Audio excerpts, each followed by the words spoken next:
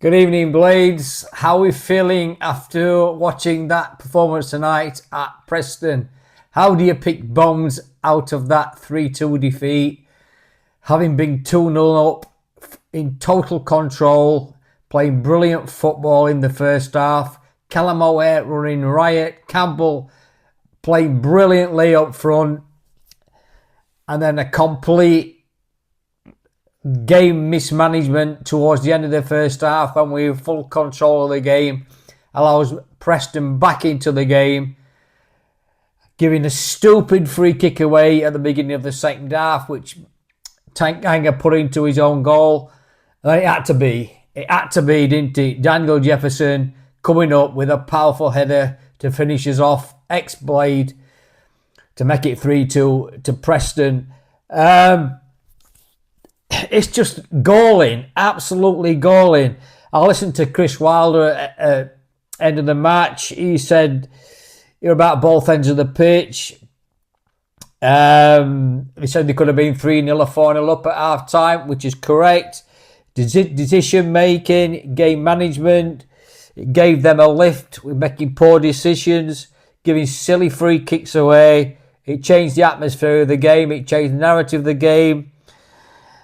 And, we missed 2 or 3 good chances at the end to equalise as well. It's just absolutely, totally frustrating, isn't it? I mean, I'll give credit to Preston. They showed character and determination to come back into the game. If we'd have done that, we'd have been all over it, wouldn't we? So you've got to give them a bit of credit as well with Eki and McCall. They did it right. It's just that just to show where we are as a team and a squad right now, getting some form back. It shows what we could do, like we did in the first half. Played some superb football, but the frailties are still there, aren't they?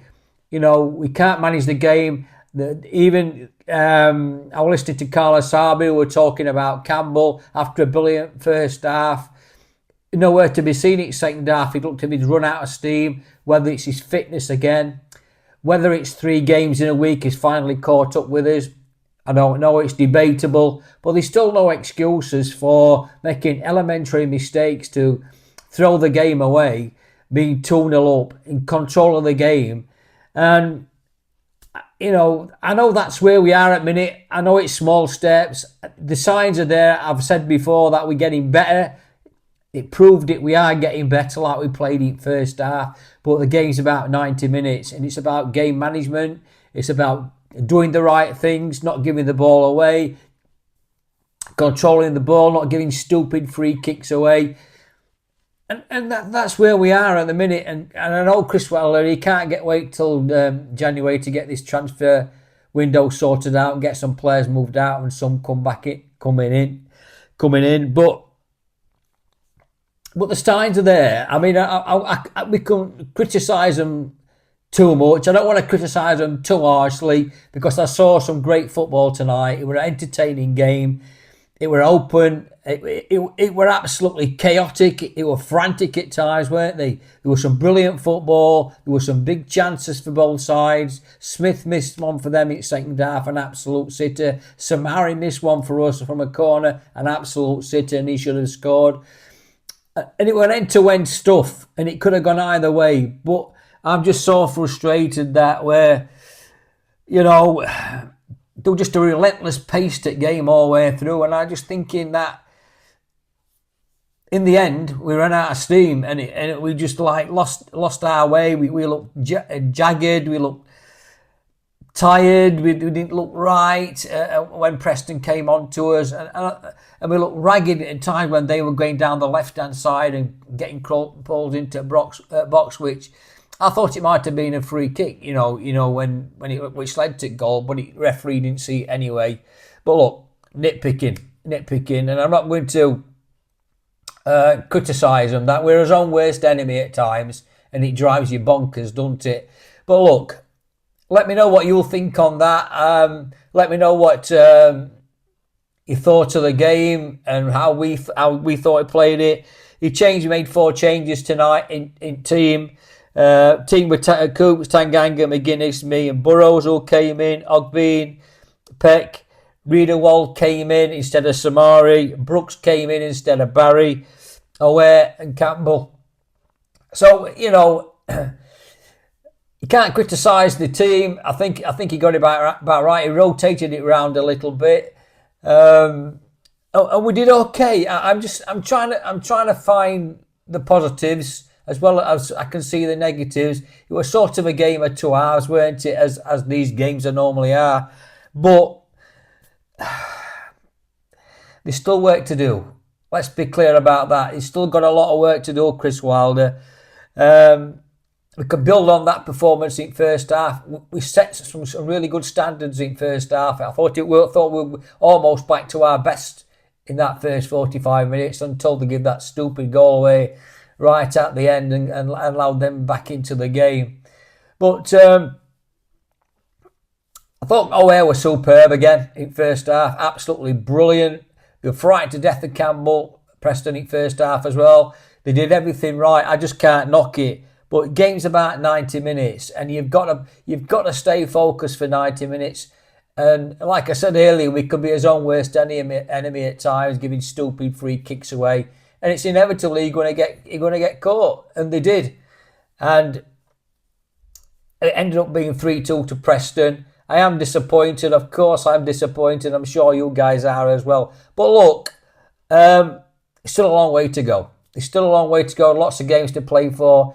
The Championship is still wide open. We've just got a battle on our hands to keep, ticking away, keep picking points up between now and Christmas and see where we are. I won't be too disheartened about the performance tonight.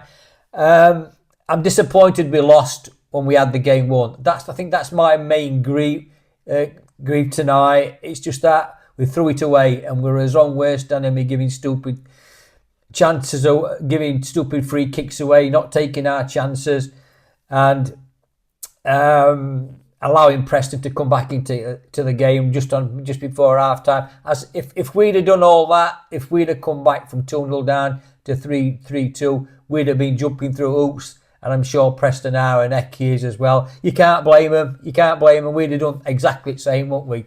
But put your comments in. Please let me know what you think about the performance tonight and the goals and the team.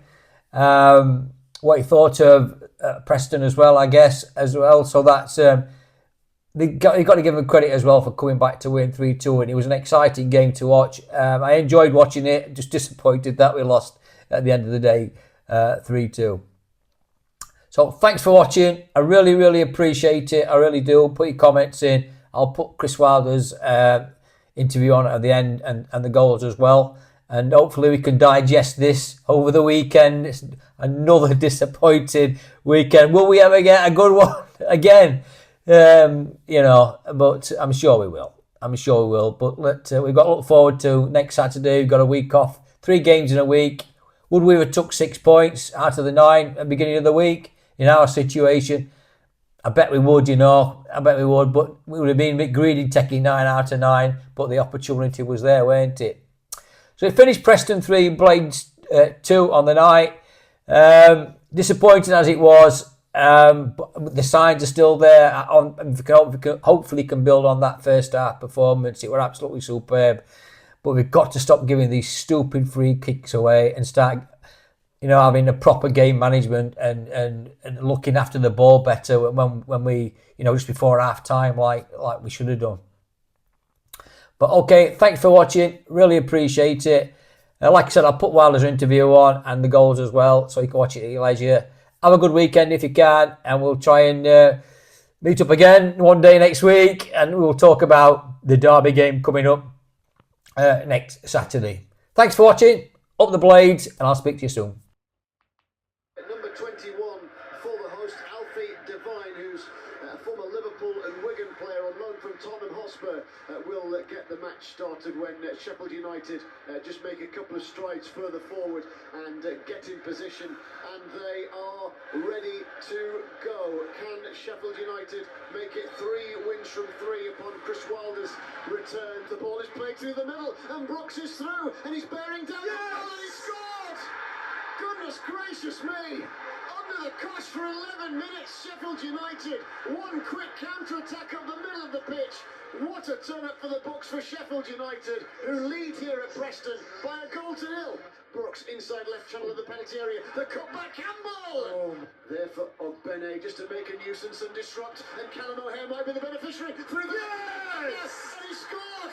Brilliant! Callum O'Hare beat his man, showed all the composure, slightly on the angle, to belt the ball in, to make it Preston 0, Sheffield United 2.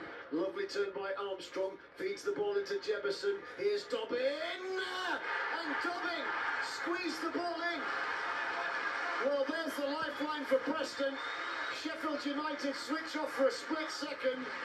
And Lewis Dobbin from just outside the penalty area.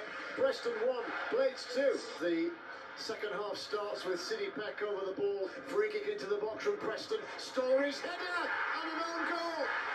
Story crashed the header from the free kick. It dropped onto the knee of the captain, Japhet Tenganga, who dangled his knee in the wrong place. Preston 2, Sheffield United 2. Back to the edge of the 18-yard box as he recovers. The cross is going to come in.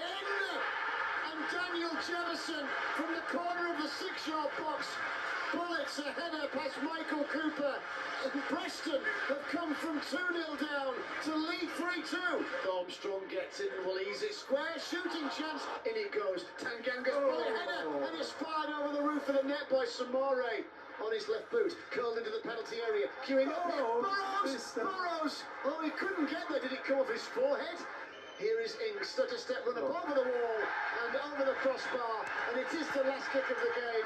Referee Farai Hallam blows his whistle and calls an end to proceedings. It was a game in which Sheffield United led 2-0 going into first half stoppage time. It was a terrific first half performance. The Blades played some superb football. Bitter towards the end. Loads of good things. Scratching my head how we've not walked away with 3 points, Andy. Unbelievable, but we've only got ourselves to blame. Game management, naivety of the team. I think, game plan in terms of setting up, obviously, worked in our favour. We set traps, we pounced, we countered, we looked a really good side. We have to put teams to bed though, and I'm not one of those managers that every opportunity has to be a goal. And we had it when my first game back where I think the opposition manager said that they maybe should have matched the scoreline that Ipswich had against us. Absolute nonsense. But responsibility and accountability in those big moments and those big periods that we had, because at times it was really good. We have to take the game away. And then we have to realise then when we're coming up to half time that there's a game management about it. What is the feeling of this place going to be like after 45, 46 minutes with the home team 2-0 down and possibly, Paul and Stuart scratching their head and maybe thinking, dear me, we've dodged a bit of a bullet here because the game should be done. But it wasn't, because we didn't turn the ball down the side. We tried to be too intricate with it. And then we made a really poor decision to go and engage in a tackle where we didn't. And then you're feeling it. And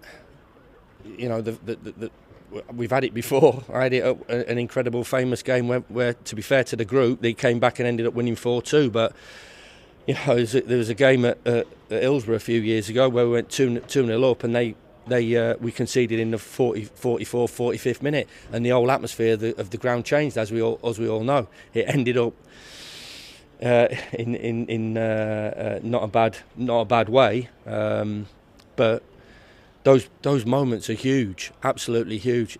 It is a team that's learning, and I don't like to say that because they're still young pros, and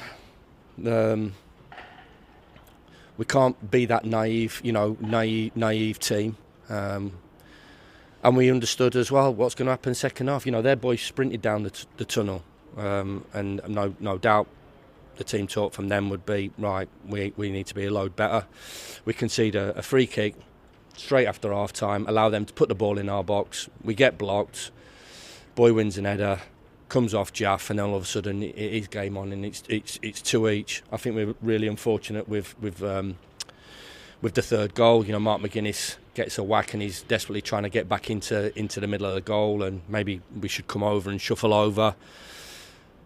They find there, and then all of a sudden, it's game on, and really we're all scratching our heads in the change room afterwards. At half time, I was, it was quite a difficult team talk, because it should have been an incredibly positive one, and possibly one of the most positive ones that I've delivered, since I've been here, because at times the play was outstanding, but it wasn't. We're chasing the game.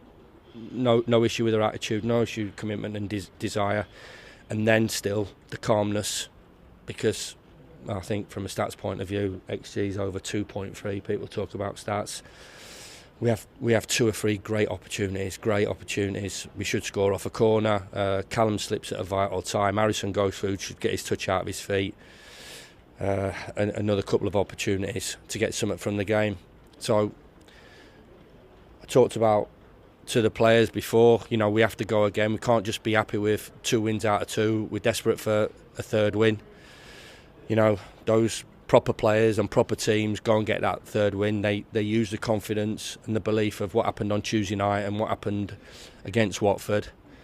And for a lot of tonight, we saw that, but we're not here for periods of games where we played okay, or chances that we've made. We've conceded 3 goals away from home, which is nonsense.